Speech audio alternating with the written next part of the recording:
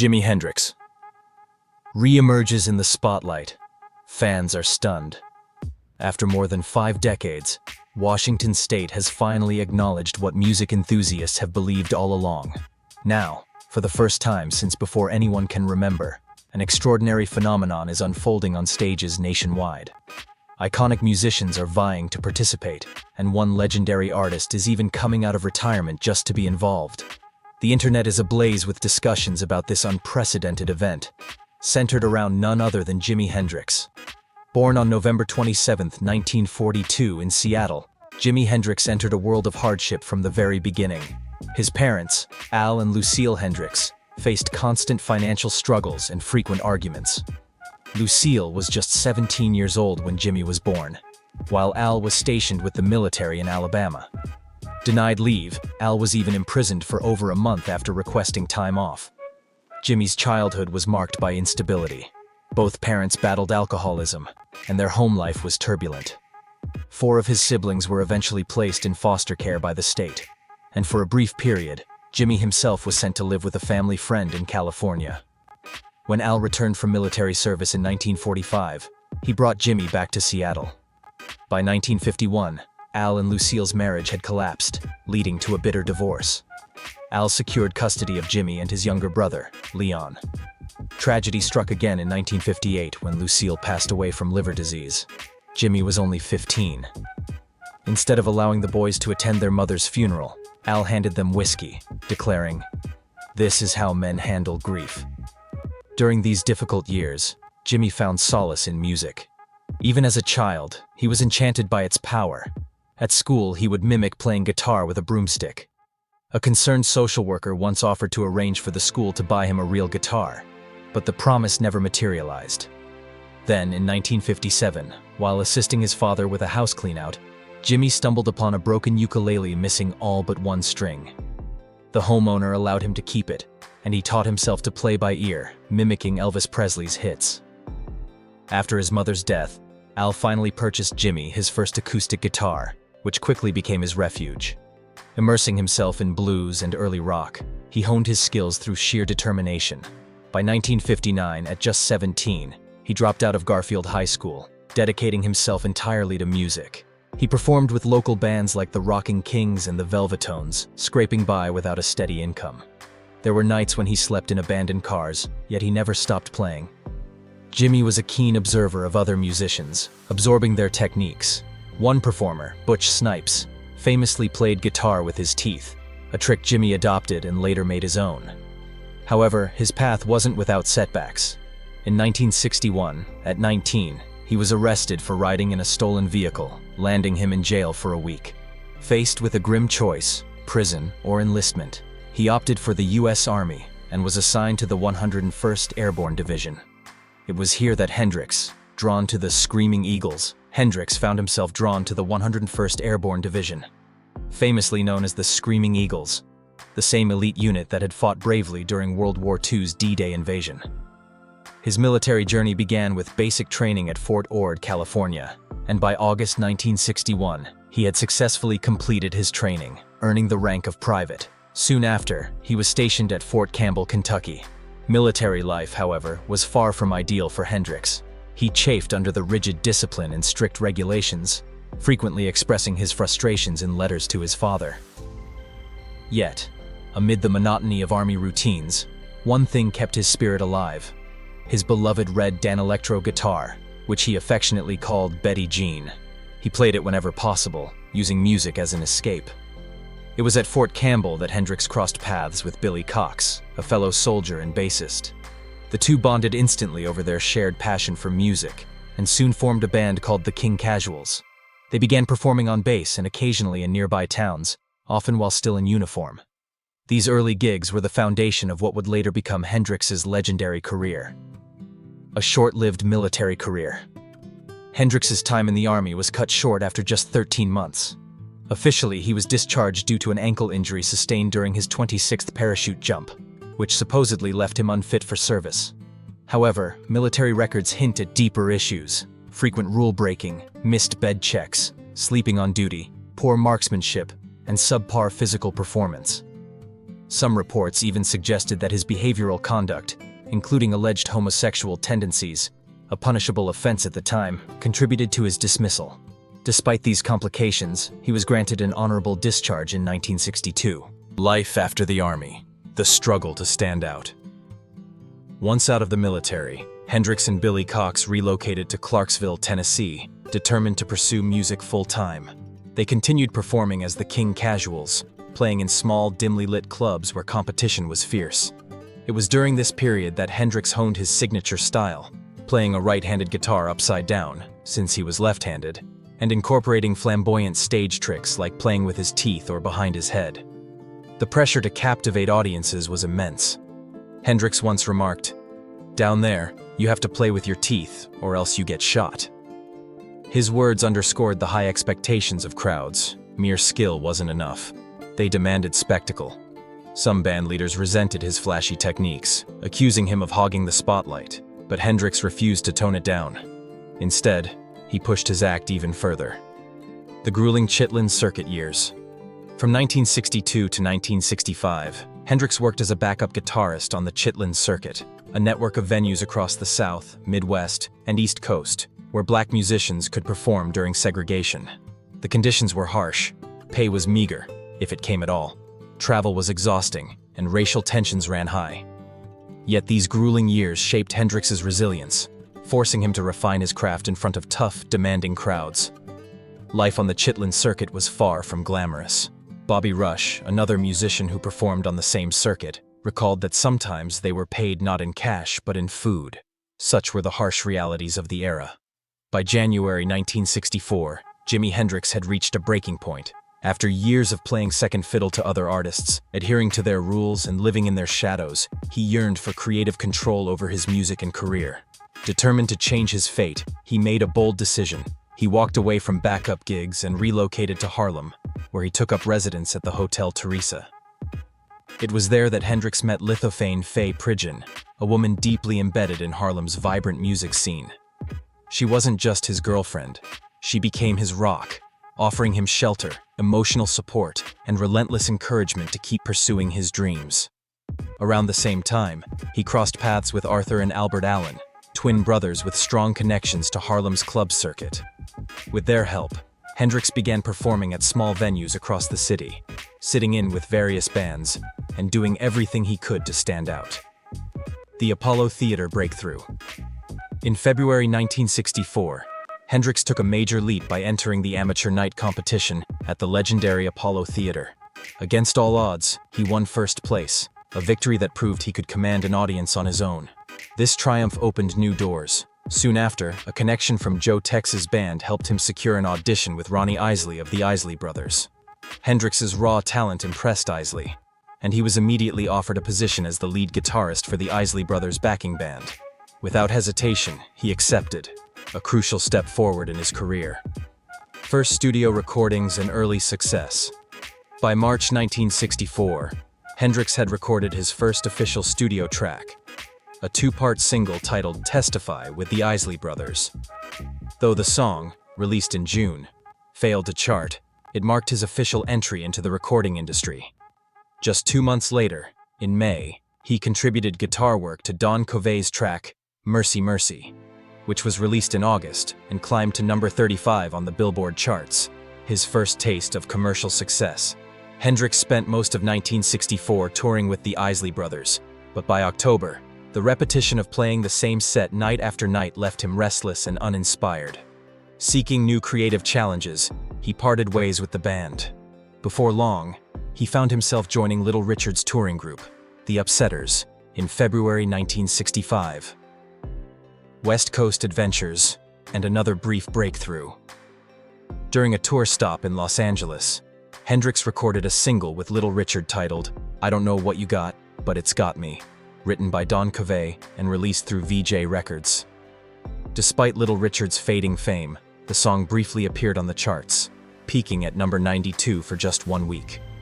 While staying at the Wilrox Hotel in Hollywood, Hendrix met Rosalie Brooks, a singer who invited him to play guitar on her single.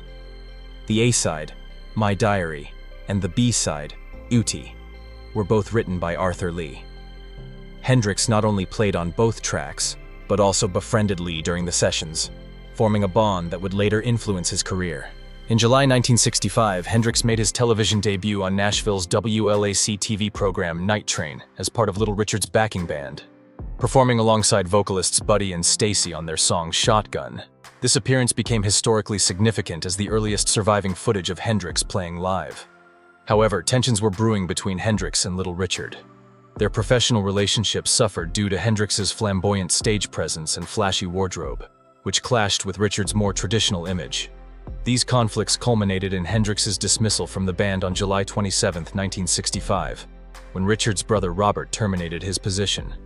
The same day as his firing, Hendrix secured his first official recording contract with Juggy Murray's Sue Records and signed with management company Copa. This transitional period saw him briefly return to work with the Isley Brothers, recording the single "Move Over and Let Me Dance" with "Have You Ever Been Disappointed" as the B-side.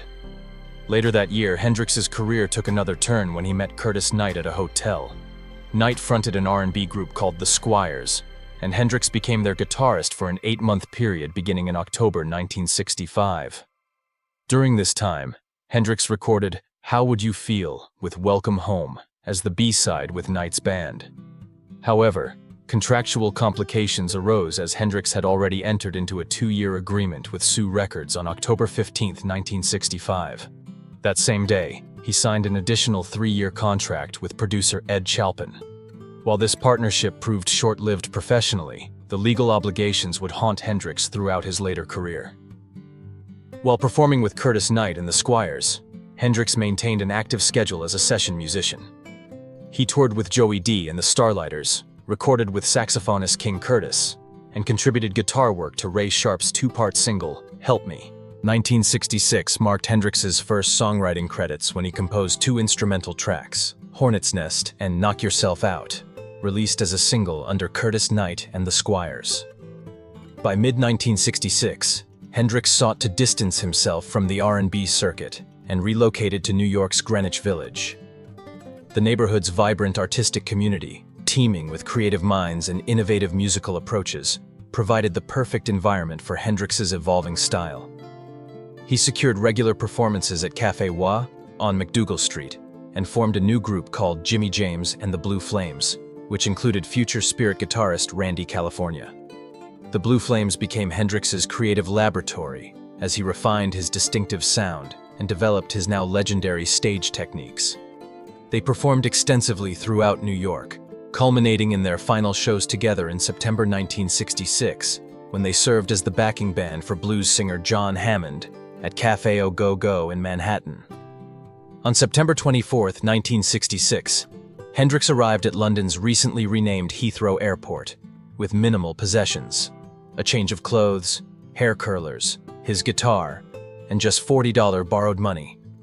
This unassuming arrival would prove monumental, though Hendrix couldn't yet know how profoundly this journey would transform his life.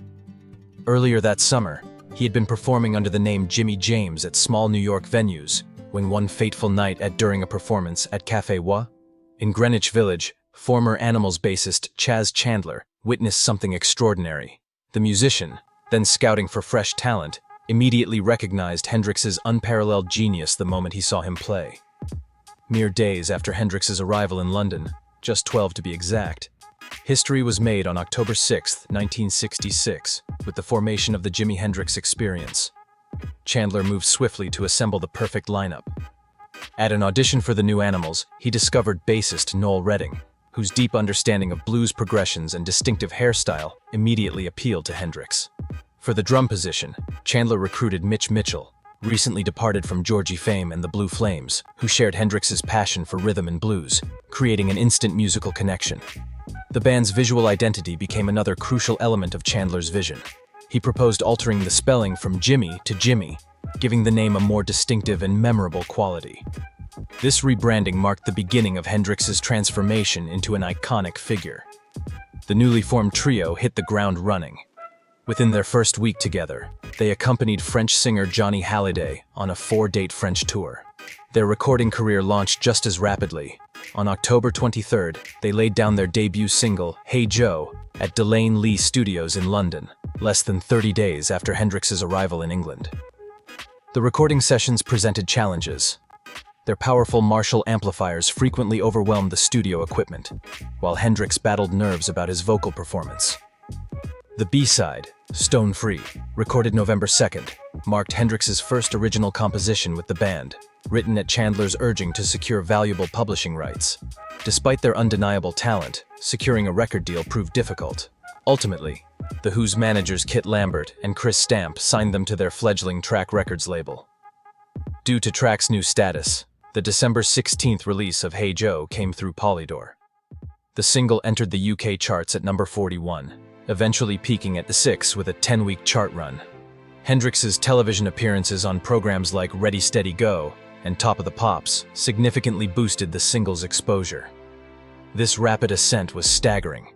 Just months prior, Hendrix had been an anonymous backup guitarist in New York's small clubs. Now he was blossoming into a full-fledged star. Chandler implemented a strategic plan to maximize exposure. On October 1, 1966, barely a week after Hendrix's London arrival, Chandler orchestrated a pivotal moment by bringing Hendrix to London Polytechnic where Cream was performing. When Hendrix requested to join them on stage, they obliged, and his electrifying rendition of Howlin' Wolf's Killing Floor left the audience stunned. Backstage, Eric Clapton stood frozen mid-cigarette lighting, uttering to Chandler in amazement, "You never mentioned he was that incredible." By mid-November, Hendrix became a regular performer at Bag O'Nail's Club, drawing music royalty including Paul McCartney, John Lennon, Mick Jagger, Jeff Beck, Pete Townsend, and Brian Jones. Witness Kevin Ayers recalled the scene, describing how the star-studded audience reacted with shocked expletives at Hendrix's revolutionary playing. During this period, Hendrix moved into 34 Montague Square with girlfriend Kathy Etchingham, a property owned by Ringo Starr that they shared with Chandler and his partner. Hendrix's performances at elite venues like the Scotch of St. James near Buckingham Palace, where the Beatles and Rolling Stones maintained private tables, cemented his status. Within 2 months, Chandler achieved his goal. Hendrix became London's most discussed musician. However, creative tensions emerged during early studio sessions for Hey Joe, when Chandler asked Hendrix to lower his amplifier volume. This triggered an explosive reaction, with Hendrix threatening to return to New York. Chandler calmly produced Hendrix's passport and return ticket from the visa office, placing them on the console with either "Go on then, off back to America," or simply "Piss off." Accounts vary. Hendrix laughed, admitting, "All right, you called my bluff," establishing their working dynamic, Chandler granting creative freedom while maintaining direction. The defining moment came on June 18, 1967, at the Monterey Pop Festival. Though already a London sensation, Hendrix remained relatively unknown in America. Following The Who's instrument-smashing set, Hendrix knew he needed a showstopper. He secretly obtained lighter fluid before taking the stage, introduced by Brian Jones.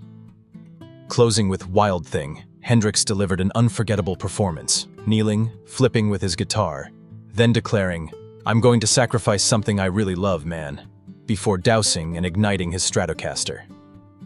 After smashing it 7 times, he hurled the burning fragments into the crowd as photographer Ed Carafe captured the iconic moment that would cement Hendrix's American stardom. Music critic Robert Christgau later reflected this performance, introduced a revolutionary guitar style that remains unmatched. Hendrix's debut album, the Jimi Hendrix Experience's debut album, first hit UK stores on May 12, 1967, enjoying an impressive 33-week chart run, while peaking at number 2, surpassed only by the Beatles' Sgt. Pepper's Lonely Hearts Club Band. Notably, the British release omitted future classics like Purple Haze, Hey Joe, and The Wind Cries Mary, instead showcasing Hendrix's blues influences through tracks such as Red House. Hendrix himself expressed dissatisfaction with the UK album's cover artwork. Following his groundbreaking Monterey Pop performance, Reprise Records unveiled a redesigned American edition on August 23, 1967, featuring psychedelic cover art by Carl Ferris and an altered track listing. This version incorporated the hit singles but excluded Red House, Remember, and Can You See Me? While Purple Haze only reached number 65 on US singles charts, the album found tremendous success on emerging FM radio stations. ultimately peaking at number 5 on Billboard's album chart, with an extraordinary 106-week run, including 76 weeks in the top 40. It also secured a number 10 position on Billboard's R&B chart for 70 weeks, supported by Reprise's then-massive $20,000 promotional campaign. By 1968, Hendrix had reached unprecedented creative heights. His October 16th release, Electric Ladyland, a self-produced double album, became his sole Billboard chart topper. The record demonstrated his artistic maturation through tracks like Voodoo Child, Slight Return, Crosstown Traffic, and his transformative cover of Bob Dylan's All Along the Watchtower, which became his only top 20 single. Dylan himself praised Hendrix's interpretation, acknowledging he'd uncovered dimensions in the song no other artist had envisioned. This period also revealed growing creative tensions. Hendrix severed ties with Chas Chandler, the architect of his British success, seeking greater artistic autonomy. His perfectionism intensified. He frequently recorded bass parts himself rather than relying on Noel Redding, and studio sessions grew increasingly meticulous. Recognizing Hendrix's substantial studio expenditures, approaching $300,000 annually, he and manager Michael Jeffrey purchased Greenwich Village's Old Generation Club, with plans to convert it into a recording facility, rather than the initially envisioned performance space. This would become known as Jimi Hendrix's dream studio. Electric Lady was meticulously designed by architect John Storick to reflect his artistic persona. The space featured curved walls instead of sharp corners, circular windows, ambient lighting, and vibrant murals, all intended to foster creativity and tranquility. However, the project faced significant challenges. Despite earning $100,000 per show at major venues like Madison Square Garden, Hendrix struggled cover costs. Construction dragged in, ultimately costing nearly $1 million by late 1970. On June 15, 1970, Hendrix finally played inside the studio for the first time, jamming with Steve Winwood and Chris Wood of Traffic. The following day, he recorded Nightbird Flying. The studio officially opened on August 25, 1970, but by then, Hendrix had already departed for England, never to return or see the completed space. The end of the Jimi Hendrix experience. The original trio's final performance took place earlier, on June 29, 1969, at the Denver Pop Festival in Mile High Stadium. The three-day event, featuring acts like Joe Cocker and Creedence Clearwater Revival, charged $6 per day, or $15 for the full weekend. Before the show, Hendrix held a press conference introducing Billy Cox, his old Army friend, as the new bassist. Noel Redding and Mitch Mitchell were unaware the band was dissolving. During their set, chaos erupted when 2,500 gatecrashers clashed with police, who responded with tear gas. The fumes seeped into the stadium, forcing Hendrix and the band to flee mid-performance. They escaped in a van, but frenzied fans surrounded it, caving in the roof. Mitchell later recalled fearing they would be crushed to death. The next day, Redding flew back to England, marking the definitive end of the Jimi Hendrix experience. Woodstock, a legendary but bittersweet performance. Later that summer, Hendrix headlined Woodstock, scheduled to close the festival on Sunday night, August 17, 1969. However, delays pushed his set to 8:00 a.m. on Monday, August 18th, by which time most of the 400,000 attendees had left. Only 30,000 remained. Backstage, a heated debate erupted over whether Hendrix should perform The Star-Spangled Banner. Manager Michael Jeffrey opposed it, fearing a repeat of past riots the song had allegedly incited. Yet Hendrix, determined to make a statement, delivered one of the most iconic renditions in rock history, a distorted, feedback-laden interpretation that captured the turbulence of the era. The controversy surrounding Hendrix's Woodstock performance of The Star-Spangled Banner reached its peak when manager Michael Jeffrey objected, fearing a repeat of the Dallas riot incident. However, after Jeffrey departed, promoter Jerry Morrison encouraged Hendrix to proceed. What followed was a revolutionary interpretation. Through his guitar, Hendrix conjured the sounds of warfare. Explosions, air raid sirens, and human screams reverberated in a chaotic, unforgettable symphony. While many interpreted it as a political statement, Hendrix later clarified he was simply expressing raw emotion through his instrument.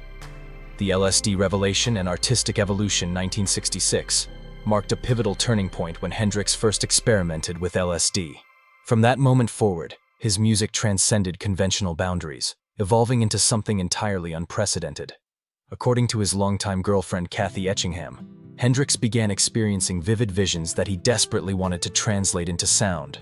Though his descriptions often seemed incoherent to others, his guitar became the perfect medium to bring these psychedelic revelations to life. LSD didn't just influence his music, it became a gateway to uncharted creative dimensions, and Hendrix fearlessly embraced its transformative power. By 1967, his psychedelic journey had reached new heights, literally. At the Monterey Pop Festival, he performed under the influence of LSD, culminating in his infamous guitar-burning spectacle. This wasn't mere theatrics, it was a profound artistic statement, demonstrating his willingness to push beyond musical norms in pursuit of something transcendent. The dark side of inspiration, drugs and their consequences. As the late 1960s progressed, LSD became a staple of Hendrix's existence, alongside marijuana, hashish, amphetamines, and cocaine.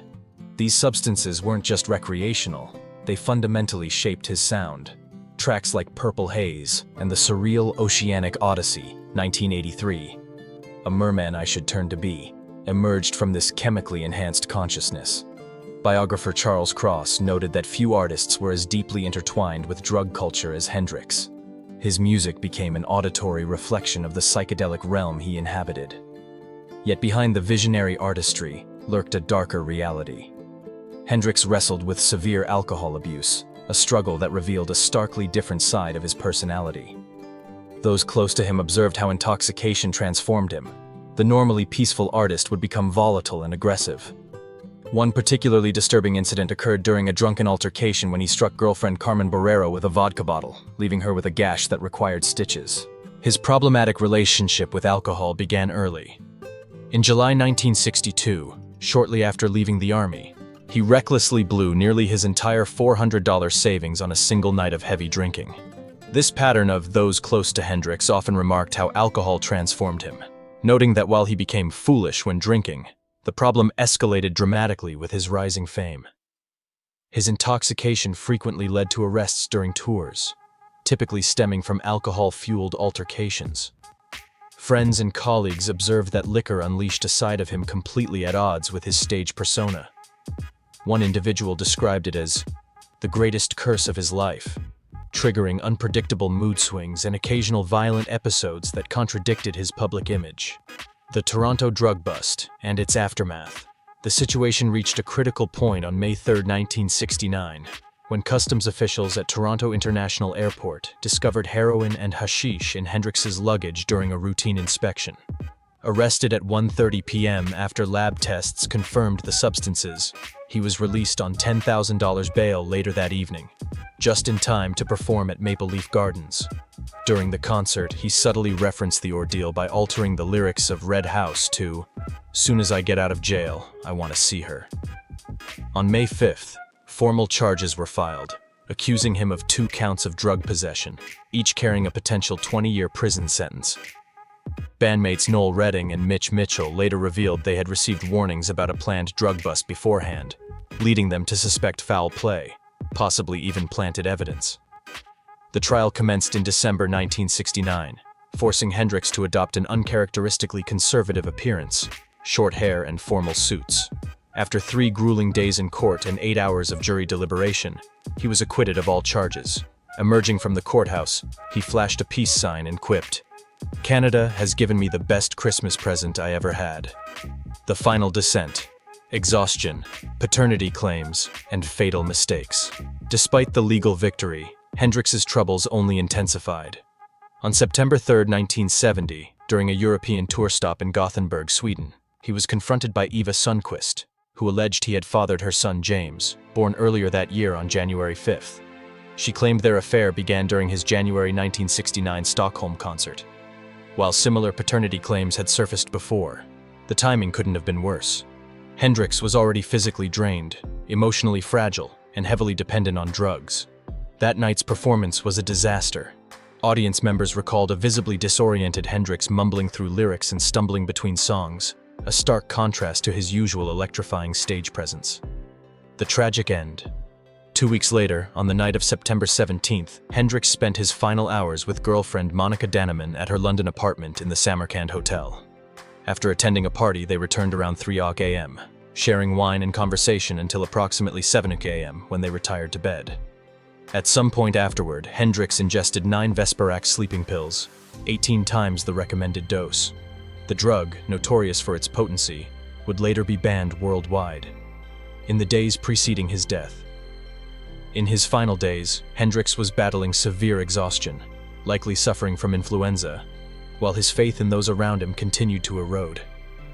At just 27 years old, he felt increasingly confined by the music industry's demands, uncertain about his future path, a circumstance that would tragically place him among music's infamous 27 Club, joining Janis Joplin, Jim Morrison, Brian Jones, and later Kurt Cobain and Amy Winehouse.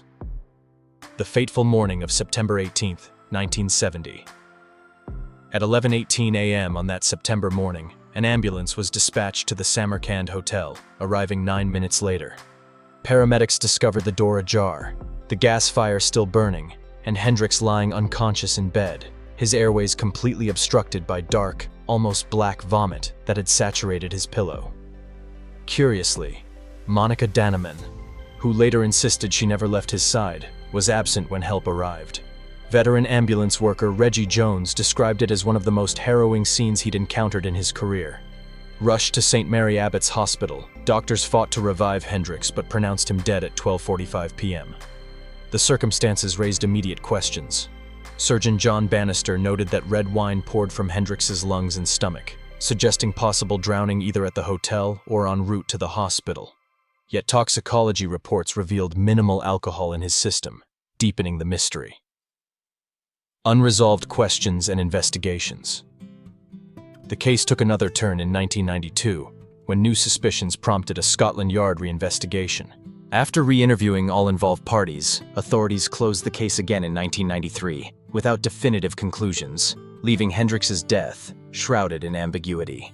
A legacy that endures, honors and celebrations in 2025, over half a century after his passing, Hendrix's influence remains undiminished.